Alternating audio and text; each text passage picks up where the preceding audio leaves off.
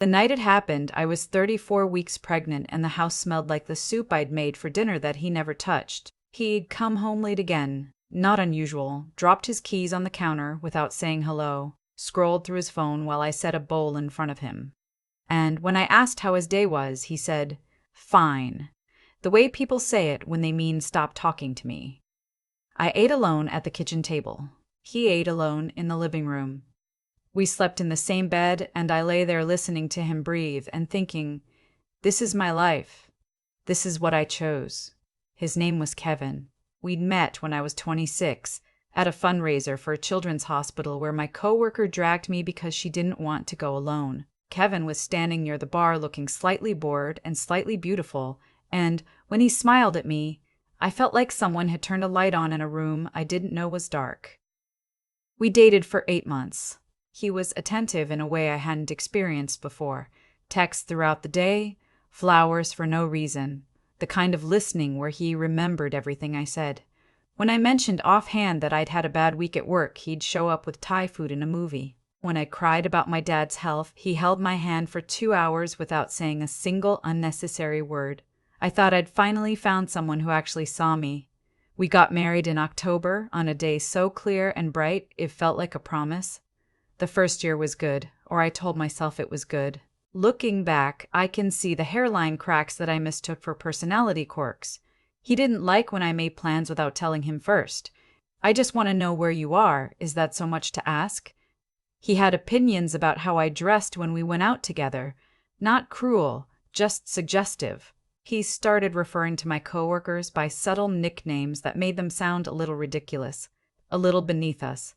By the time I noticed I was laughing along, I'd already been doing it for months. My best friend Tanya noticed before I did. She pulled me aside at her birthday dinner, the one Kevin almost didn't let me attend because he said he had a work thing and didn't want to go alone. And when I explained I'd already promised Tanya, he went very quiet in a way that was worse than yelling. And she said, "Nora, are you happy?" I told her of course I was. She looked at me for a long moment and didn't push it. But I went home that night and lay in bed staring at the ceiling, wondering why the question had made my chest feel hollow. By year 2, I'd stopped mentioning Tanya much.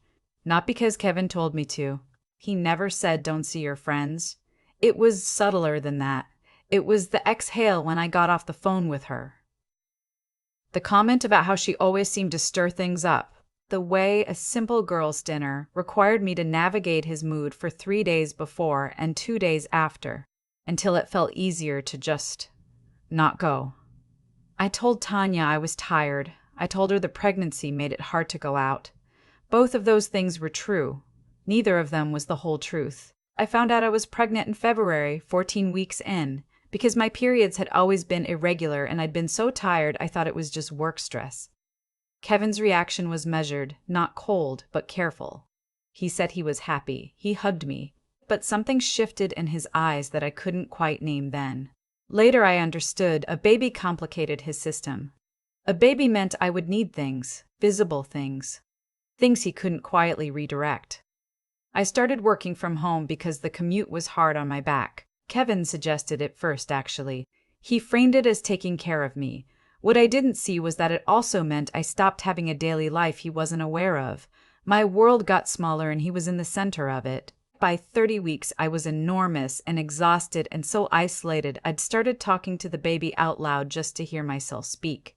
I had a name picked out. Milo if it was a boy, June if it was a girl. Kevin said we'd decide together when the time came. That was another thing.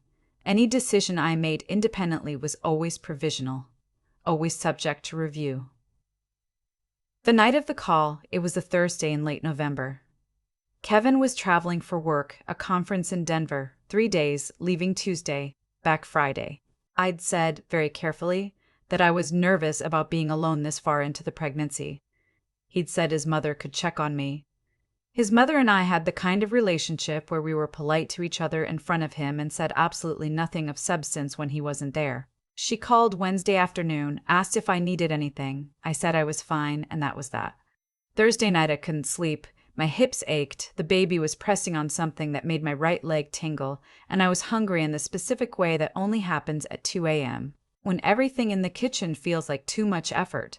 I got up slowly, one hand on the nightstand, shuffled to the kitchen in the dark, and stood in front of the open refrigerator, trying to decide if I had the energy to make toast.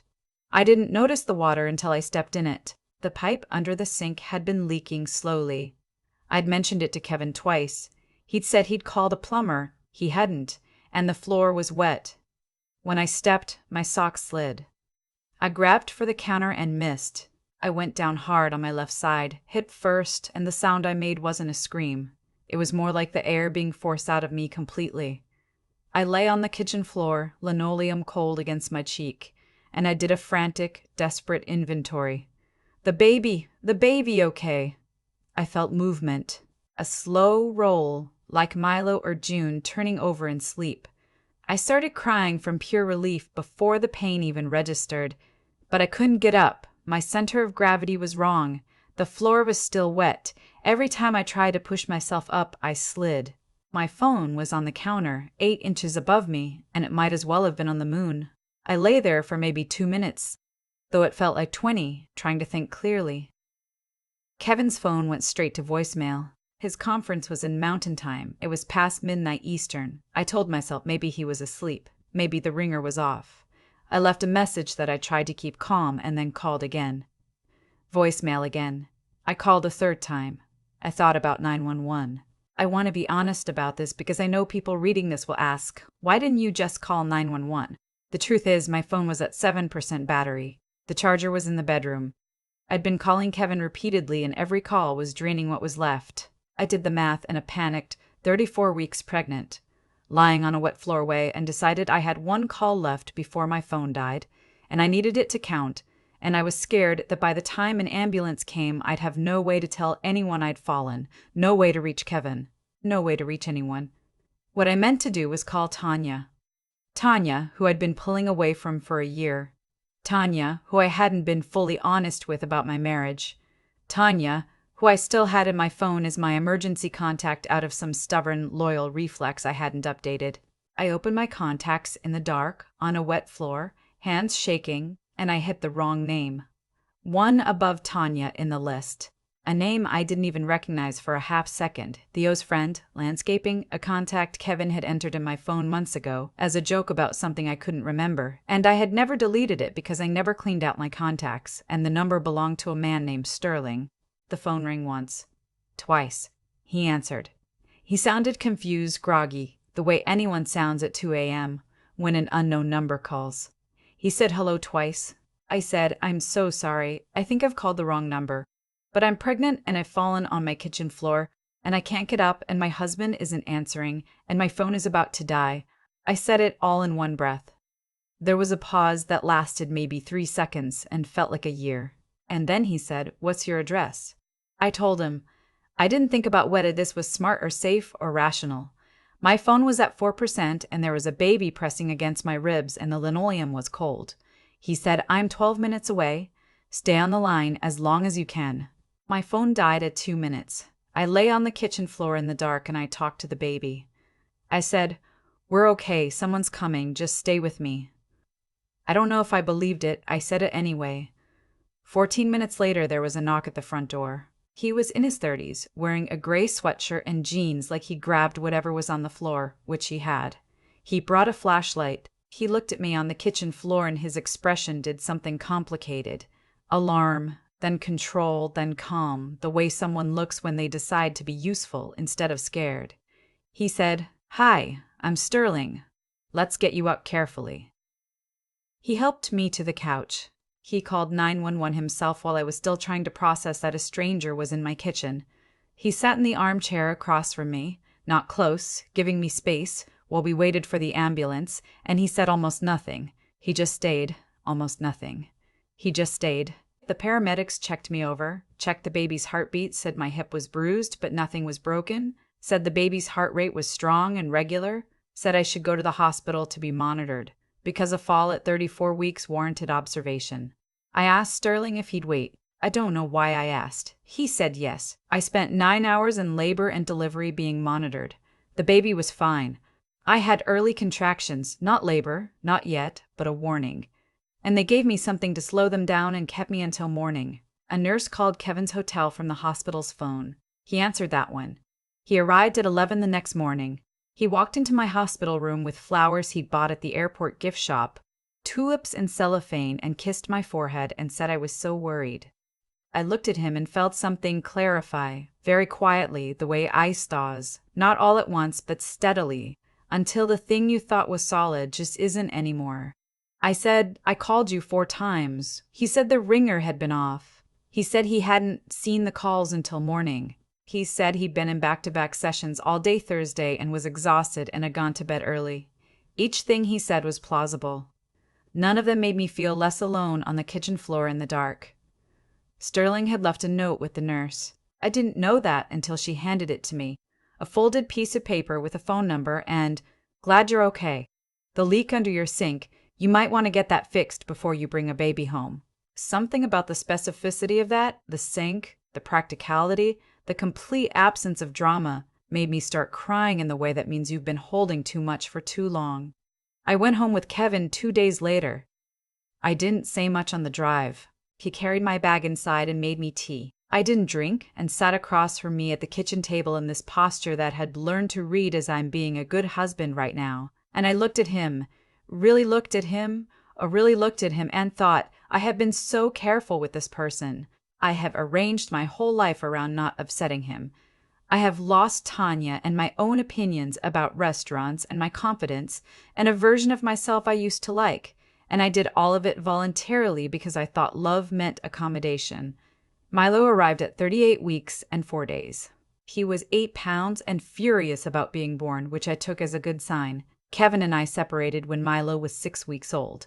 I want to be precise about that, separated, not he left me. I asked him to go. I called a lawyer 2 weeks before, a woman named Paula, who my OB recommended, and I sat in her office with Milo and a carrier on my chest, and I said, I need to know what my options are. Paula did not look at me like I was making a mistake. She looked at me like I was doing something that made sense. Kevin did not take it well, and then he did, in the way that control sometimes releases when it realizes it no longer has a grip. He hired his own lawyer. We worked out custody, support, a parenting plan. It took 7 months and was never not painful. I texted Sterling 3 weeks after the night in the kitchen. I had his number still. I said, I don't know if you remember me. I was the wrong number. You came anyway. I just wanted to thank you properly. He texted back, I remember. How's the baby? That was the start of something I didn't expect and wasn't looking for. We talked over text for a month before we got coffee. Just talked. About Milo, about his work. He ran a small landscaping company, which explained the contact. About books. About the specific loneliness of being a parent of a very small baby. There was nothing urgent about it. No one was trying to prove anything. Milo is 2 now. He has Kevin's dark hair and my stubbornness, and he calls Sterling by his first name, which Milo pronounces Sterling, and which none of us correct because it's perfect. I didn't plan any of this. I didn't plan to fall on my kitchen floor at 34 weeks pregnant.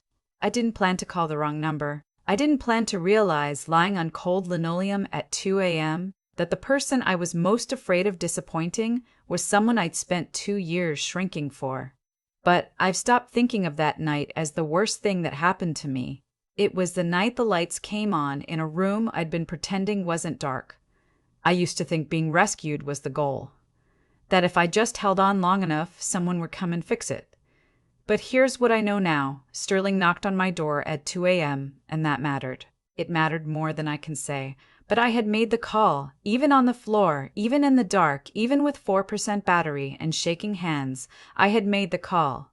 That part was mine. Milo is asleep in the next room. The sink works fine. I fixed it. I thought a lot about what it means that the floor had to give way before I could see clearly. Not the kitchen floor, though that too, obviously.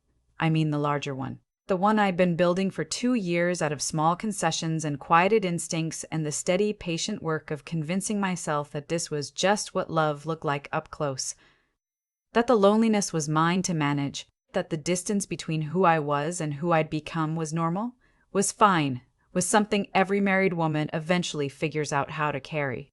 Kevin never hit me. I want to say that because I know how these stories get categorized and I spent a long time telling myself that meant things weren't that bad. But control doesn't need a raised hand. It just needs enough time and a person willing to explain away the small things and a version of love that feels just real enough to stay for. I gave him 2 years of that. And the thing about 2 years of slowly narrowing your own life is that you don't notice the walls closing. You just notice, one day, that the room is very small. What I understand now is that what Kevin did and didn't do had consequences, not because the universe was keeping score, just because actions compound. Every time I didn't call Tanya, it got harder to call Tanya. Every time I accepted his explanation for something that felt wrong, I became a little less able to trust my own read on things. Every time he didn't show up. Not the night I fell. Not the 100 smaller nights before it. He was writing a ledger I eventually had to reckon with. That's how it works. The choices people make build the person they become. His choices built someone I couldn't stay married to. Mine built someone who finally made the call, even on the floor, even in the dark. Sterling didn't rescue me. I need to be honest about that too, because the easy version of this story is that a good man appeared and fixed what a bad man broke. That's not what happened. Sterling knocked on a door because a stranger asked him to. He sat in an armchair and gave me space and left a note about the sink. He was decent. Decency is not nothing. It is, in fact, a great deal. But what changed my life wasn't being found. It was deciding, even at 4% battery, that I was worth finding. Milo is too.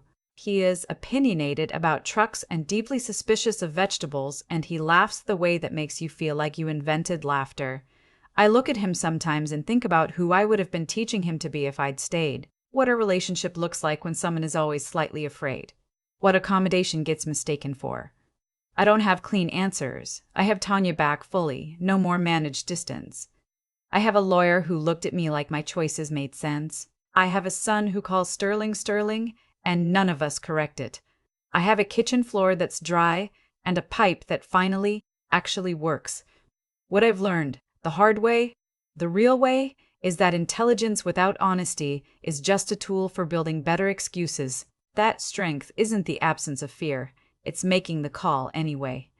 And that the most ethical thing I ever did for Milo was decide he deserved a mother who hadn't disappeared. I didn't know that the night I fell. I just knew the floor was cold and someone needed to come. That was enough to start.